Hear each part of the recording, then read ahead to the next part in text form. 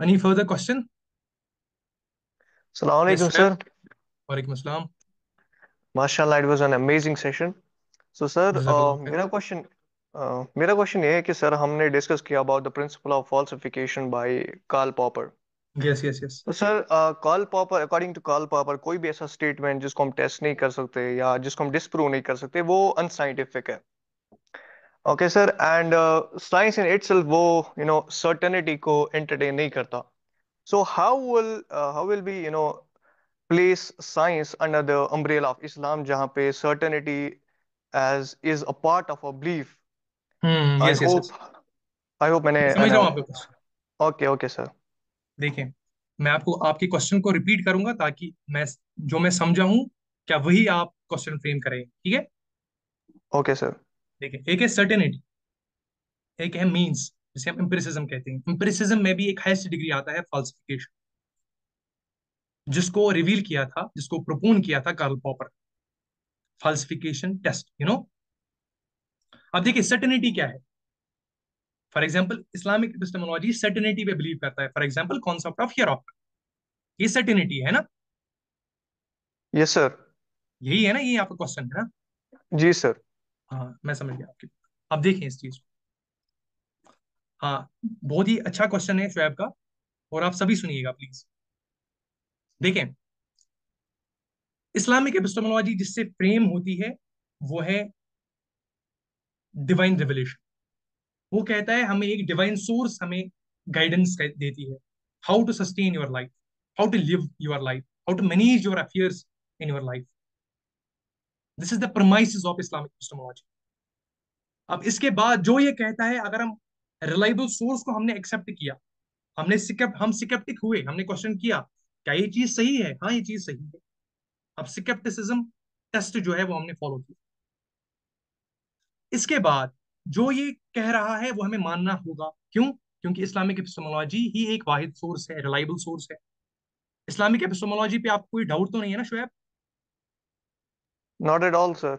हाँ, Islamic epistemology पे doubt क्यों नहीं है आपको? इसलिए नहीं कि आप मुस्लिम हो, वो तो है ही. इसलिए कि मैंने प्रूव करके दिखाया इस्लामिक एपिस्टेमोलॉजी क्यों सुपीरियर है.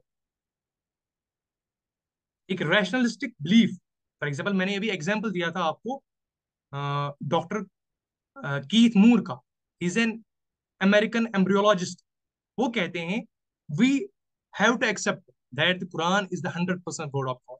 क्यों? क्योंकि इतना रिलायबल सोर्स है, चेन ऑफ नरेशन इतने हैं. मैं आपको एग्जाम्पल बताता चलूं, आप समझिए सभी, every single one of you. Medieval times ने किसी ने कोई आइडिया प्रोपोन किया होगा ना, मैं नवीद हूं, मैं कहूंगा वो आइडिया गलत है. मुझे कोई नहीं कहेगा नवीद पागल. क्यों? क्योंकि कोई चेन ऑफ नरेशन है ही नहीं. मैं ट्रस्ट कर रहा हूं उनकी एपिस्टेमोलॉजी पे कि ये सही कह रहे हैं. मगर इस्लामिक एपिस्टेमोलॉजी में ये रूल सर्व नहीं हो रहा है. इस्लामिक एपिस्टेमोलॉजी कहती है chain of narrations, reason, content, जो सारा कुछ होगा उसको हम जज करेंगे. कहाँ ये बात हुई, क्या कोई एविडेंट है आपको? कोई एविडेंस है किस लोकेशन में बात हुई? कौन सा फैक्ट है जो उस टाइम कॉन्टेक्स्ट हो रहा था? कंस्ट्रक्टिविज्म जिसे कहते हैं. उसके बाद ये कुछ प्रिंसिपल्स देता है, और इसी प्रिंसिपल्स को ये लेता है सर्टेनिटी के हिसाब से, जिसमें जिसमें मैंने एग्जांपल लिया आपको हियर आफ्टर का.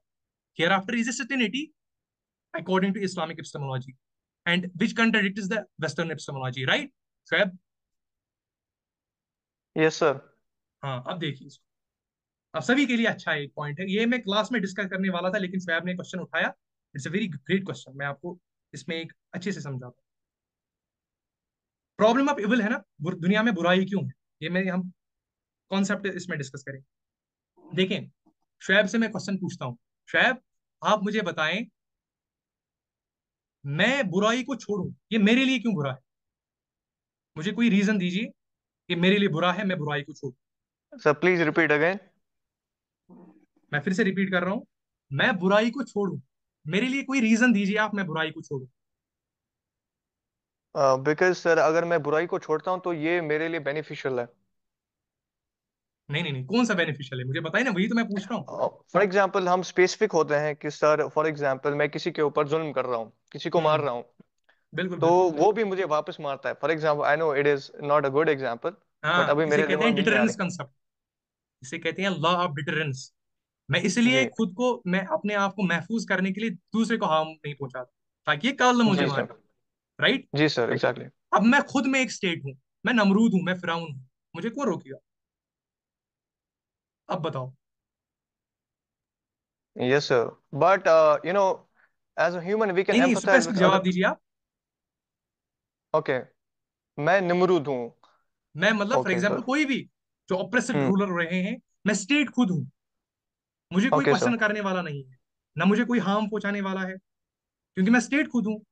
आई own the judiciary, I own the parliament, I own the police, I own the defence. मैं खुद सारा हूं। अब मुझे बताओ मैं क्यों बुराई छोड़ूं? सर बट मैं अटमोस्ट सबसे ज्यादा पावरफुल नहीं हूँ, मेरे ऊपर भी एक पावरफुल है जो मुझे उसके ऊपर पुनिश कर सकता है। Definitely.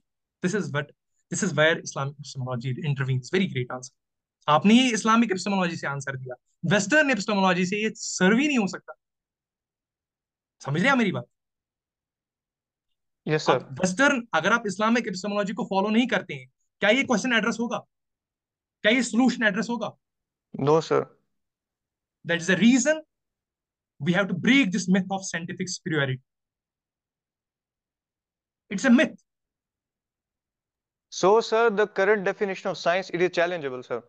Definitely, that's yes. the pedestal of sciences. It is challengeable, yes. whether from the social domain, whether from the natural science domain. Social domain कहता है thesis, antithesis, and synthesis according to Hegel. Are you getting, Shoaib? Are you getting? Yes sir, yes sir, sorry. हाँ, तो empiricism कहता है हम कोई हम कोई प्रोपोन करेंगे कोई आइडिया, अगर उसमें हमें काउंटर आइडिया मिलता है we will reject it. This is the pedestal of science. I hope you got the answer, शायद। Yes sir, yes sir. Okay, जजाकल्ला थैंक खैर यू सर। भैया को।